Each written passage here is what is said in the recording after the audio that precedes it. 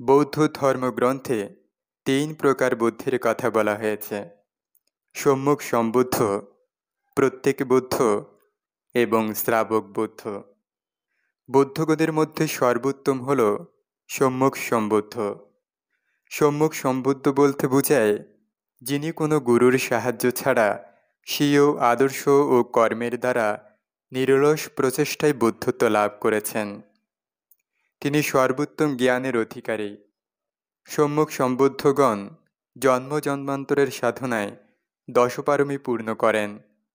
তিনি শেষ জন্মে মানবকুলে উপযুক্ত পরিবারে জন্মগ্রহণ করেন।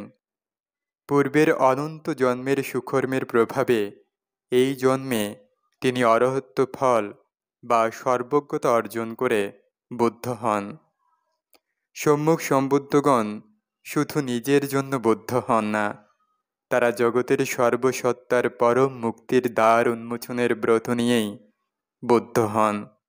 এই জন্য সকল জীবের কল্যাণে তারা দুঃখমুক্তির পথ ও নির্বাণ লাভের উপায় প্রচার করেন। বৌদ্ধ মতে জগতে সম্মুখ সম্বুদ্ধের আবির্ভাব অতীব দুর্লভ। একই সময়ে পৃথিবীতে দুজন সম্মুখ সম্বুদ্ধের আবির্ভাব ঘটে না। একজন সম্মুখ সম্বুদ্ধের পরিনির্বাণ লাভ করার হাজার হাজার বছর পর অন্য এক সম্মুখ সম্বুদ্ধের আবির্ভাব হয়।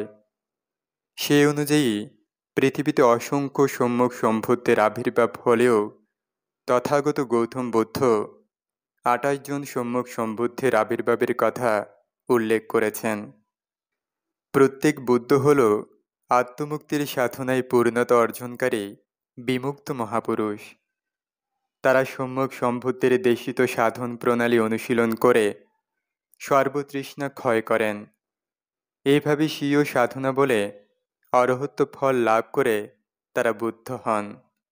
প্রত্যেক বুদ্ধগণ জীবনাবসানে নির্বাণ লাভ করে পুনর্জন্ম রোধ করেন। প্রত্যেক বুদ্ধগণের সাধনালব্ধ জ্ঞান কেবল নিজেদের মধ্যে সীমাবদ্ধ থাকে, তারা অন্যদের নিকট মুক্তির পথ উন্মোচন করেন না। প্রত্যেক বুদ্ধগণ মূলত সম্মুখ সম্বুদ্ধের অনুগামী বুদ্ধ।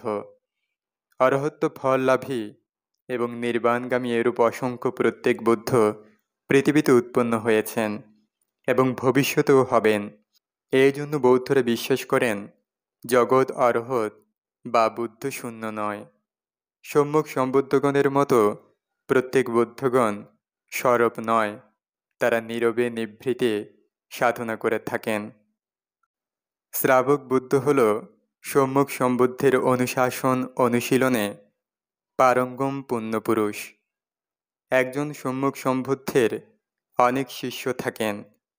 এই শিষ্যদেরও অনেক শিষ্য থাকেন। এইসব শিষ্য ও প্রশিষ্যগণ সম্মুখ সম্বুদ্ধের নির্দেশিত পথ অনুসরণ করে মুক্তি সাধনায় রত থাকেন। এদের মধ্যে অনেকে অরহত্ত ফল লাভ করেন। তারা আর জন্মগ্রহণ করে দুঃখ ভোগ করবেন না, তারা নির্বাণগামী। এরূপ বিমুক্ত পুরুষকে বলা হয় শ্রাবক বুদ্ধ। সম্মুখ সম্বুদ্ধের ধর্ম ও দর্শন অনুশীলনের শীর্ষে অবস্থান করেন শ্রাবক বুদ্ধগণ। প্রত্যেক সম্মুখ সম্বুদ্ধের অনুসারীদের মধ্যে শ্রাবক বুদ্ধ থাকেন। গৌতম বুদ্ধের অনেক শিষ্য শ্রাবক বুদ্ধ ছিলেন।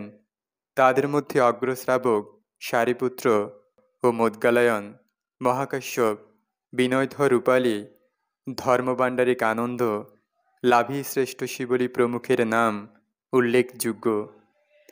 এছাড়া বুদ্ধের সময় অনেক শ্রাবক বুদ্ধ ছিলেন।